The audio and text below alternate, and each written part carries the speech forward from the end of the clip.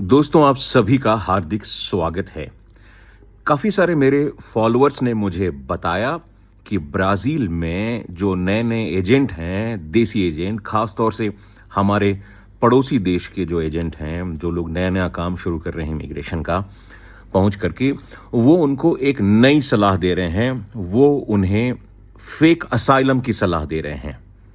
अब इसके बारे में हम यहाँ पे बात करेंगे और आप समझिए कि ब्राज़ील में फ़ेक असाइलम से आपको क्यों बचना चाहिए। देखिए, कई सारे लोग जो भी ब्राज़ील पहुँच रहे हैं वो जब पहुँचने के बाद, क्योंकि जब आप पहुँचते हैं तो आप पहुँचते हैं टूरिस्ट वीज़ा से या जिस भी प्रकार के वीज़ा से, उसमें आप 90 दिन रह सकते हैं। और क्योंकि आपको वहाँ पे काफ़ी समय रहना है, और आपको ये भी बता दूँ कि जो 1 साल में पासपोर्ट अप्लाई आप कर सकते हैं, वो सिर्फ़ फैमिली रियूनियन के बेस पे कर सकते हैं। जॉब वाले या स्टडी वाले या दूसरे जो लोग हैं, उनको लगभग 8 साल का समय लगता है। तो ये बात भी आप समझ के रखें। तो चलिए हम असाइलम वाली बात करते हैं। तो जो लोग आजकल पहुँच रहे हैं, वो उनको अपना वीज़ा का समय बढ़ाना है, तो वो वकीलों से पैसे बचाने चाहते हैं। और हमारे लोग क्या कहते हैं कि भाषा से बचने के लिए अपने देसी लोगों से बातें करते हैं, एजेंटों से। तो वो उन्हें सलाह दे रहे हैं कि भाई आप असाइलम अप्लाई कर दो, तो आपको एक प्रोटोकॉल मिल जाएगा और उस प्रोटोकॉल से आप ब्राज़ील में 1 साल के लिए रह सकते हो। और जब तक आपका असाइलम का केस चलता रहेगा, तब तक आपको हर साल वो रिन्यू होता रहेगा, वैसा वाला कार्ड, जो टेम्परेरी कार्ड, असाइलम का कार्ड मिलता है। ये सिंपल सी सलाह उनको ये दे रहे हैं। अब एक तो फेक असाइलम कहीं नहीं लेना चाहिए, ब्राज़ील तो छोड़िए, कहीं भी नहीं लेना चाहिए। और यहाँ तो मॉरल की बात है, सच्चाई की बात है, वो तो है ही है। उसके अलावा मैं टेक्निकलिटी की बात बताता हूँ, टेक्निकल पॉइंट भी समझाने की कोशिश करता हूँ। आपने किसी ज्ञानी बाबा के चक्कर में आपने असाइलम ले लिया। अब क्या होगा? आपका असाइलम तो असली था नहीं, नकली असाइलम है। और वैसे भी ब्राज़ील ने इन फेक असाइलम्स को बंद कर दिया है, आपको मैं बता दूं, है ना? ब्राज़ील ने बंद कर दिया है अपने सिस्टम में कि ये फेक असाइलम जो है, आपने ये न्यूज़ खुद गूगल कर लीजिए, ब्राज़ील स्टॉप्ड इंडियंस की असाइलम देना उन्होंने बंद कर दिया। आप खुद गूगल कर सकते हैं, न्यूज़ में है। लेकिन इस फेक असाइलम से तकलीफ क्या होगी? आपको थोड़ा समय मिल गया, थोड़ा समय मिलने के बाद में आपने सोचा कि मैं कोई दूसरा रास्ता अपनाऊंगा, उसके बाद में किसी तरीके से शादी भी कर लूंगा या कुछ भी करके, या बच्चे करके बाद में मैं नेशनलिटी अप्लाई करूंगा, या जो भी आप असाइलम आपने बना लिया, क्योंकि आपका असाइलम असली तो है नहीं। अब आप कितना भी कहें असली है, पर असली तो है नहीं, आपको भी पता है। दिल से अपने दिल पे हाथ रखिएगा, आपको सच पता है कि आपको कोई असाइलम की जरूरत नहीं है। अब आपने सिर्फ वीजा बढ़ाने के लिए किया। अब आप किसी भी तरीके से कुछ सालों के बाद आपको ब्राज़ील की नेशनलिटी, मान लीजिए, मिल जाए। एक तो पहले ही आप पकड़ा जाएंगे, है ना? सच बात यह है कि आप पकड़ा जाने वाले हैं। लेकिन हम ये भी मान लेते हैं कि किसी कारण से आपको ब्राज़ील की नेशनलिटी मिल गई और आपको पासपोर्ट मिल गया, है ना, या पीआर मिल गया। सबसे पहले लोगों को जैसे ही डॉक्यूमेंट मिलता है, वो क्या करते हैं? वो सबसे पहले अपने ही कंट्री जाते हैं। अगर आप इंडिया के हैं तो आप इंडिया जाएंगे, पाकिस्तानी अपने पाकिस्तान जाते हैं, बांग्लादेशी अपने बांग्लादेश, सबसे पहले घूमने वहीं जाते हैं।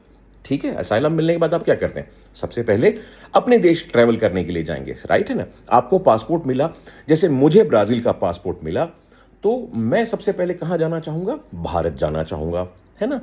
तो आप यही करेंगे अपने परिवार से मिलने के लिए, सबको दिखाने के लिए, कूल देखो मेरे पास में मुझे नई नेशनलिटी मिल गई, या प्यार मोहब्बत से माता पिता से मिलने के लिए आप जाते हैं।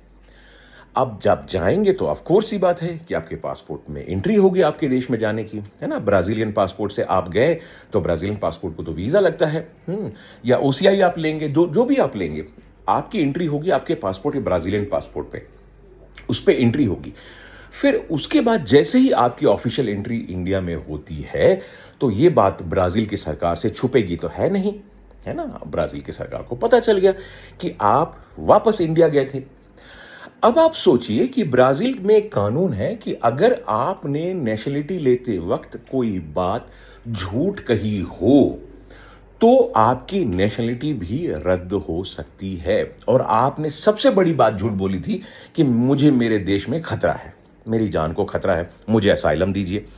अब आपने क्या किया? असाइलम लेने के बाद आप सबसे पहले उसी देश गए।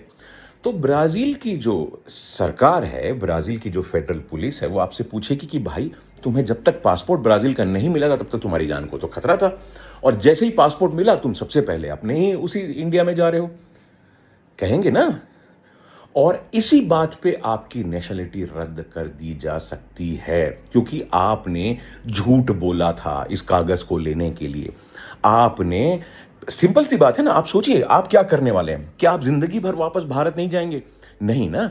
और आपने झूठ बोला, तो प्लीज इस चीज का ध्यान रखिए कि ब्राजील में ये झूठ मत बोलें। और ये चीज कई देशों में हो चुका है। अमेरिका में सबसे ज्यादा हुआ है। अमेरिका में जिन लोगों ने असाइलम लिया था और उसके बाद वो इंडिया गए, और इंडिया जाने के बाद जैसे वो इंडिया पहुंचे उसके बाद वापस जब वो अमेरिका पहुंचे हैं और उनके सभी के पासपोर्ट रद्द कर दिए गए। कई लोगों के पीआर रद्द कर, जो ग्रीन कार्ड है वो रद्द कर दिए गए। और इसी प्रैक्टिस को अब सभी देश फॉलो कर रहे हैं। ये सभी लोग समझ चुके हैं कि हमारे लोग असाइलम के नाम पे झूठ बोलते हैं, जान को खतरा है, और जाते सबसे पहले उसी देश में हैं, क्योंकि अपने देश में, क्योंकि जाना तो वहीं है आपको। तो आप कृपया इन फर्जी एजेंटों से बच के रहें, क्योंकि आप अपनी चवन्नी बचाने के चक्कर में पूरी जिंदगी को बर्बाद कर लेंगे। पैसे तो बर्बाद करने की, क्योंकि आप वकीलों को हायर नहीं करना चाहते और इन एजेंटों के पास जाना चाहते हैं, और एजेंटों के पास ये गंदा सिस्टम ही है। इसी कारण से पुर्तगाल बंद हुआ है, और इसी कारण से आपने देखा होगा कि सर्बिया बंद हुआ है। इन्हीं सब झूठों के कारण में पूरे देश नफरत करते हैं इन देसी फर्जी मक्कार दलालों को, है ना, और उनके चेलों को। तो याद रखिए, जब भी किसी देश में जाएं तो ये झूठे असाइलम, इन फर्जी असाइलम और इन फर्जी असाइलम का ज्ञान देने वाले इन गद्दार और मक्कार एजेंटों के आइडिया से दूर रहें। नहीं तो आप अपनी पूरी जिंदगी जो बनाने जा रहे हैं, बनाने से ज्यादा आप अपनी पूरी जिंदगी बिगाड़ लेंगे। तो ये जरूर ध्यान रखिएगा, क्योंकि अगर आपके पास कोई सही तरीका नहीं है तो भले मत जाएं, अपने घर में सुकून से रहें, लेकिन ये फर्जी काम न करें। सीधे तरीके से करें, अच्छे लॉयर को लें और कानून से सभी काम करें। क्योंकि आप ये मत समझिए कि आपको नेशनलिटी मिली तो वापस नहीं होगी, वो रद्द कर दी जाएगी, और फिर आप न घर के रहेंगे न घाट के रहेंगे। आशा करता हूं कि आपको मेरी बात समझ में आई होगी और आप अपनी जिंदगी को सही रास्ते पे चलाएंगे। अगर आपको ये मेरा वीडियो अच्छा लगा हो तो कमेंट में लिखिएगा, और आपका प्यार ऐसे ही देते रहिएगा। मिलेंगे अगले वीडियो में। जय हिंद, दस विदानिया, ब्राजील।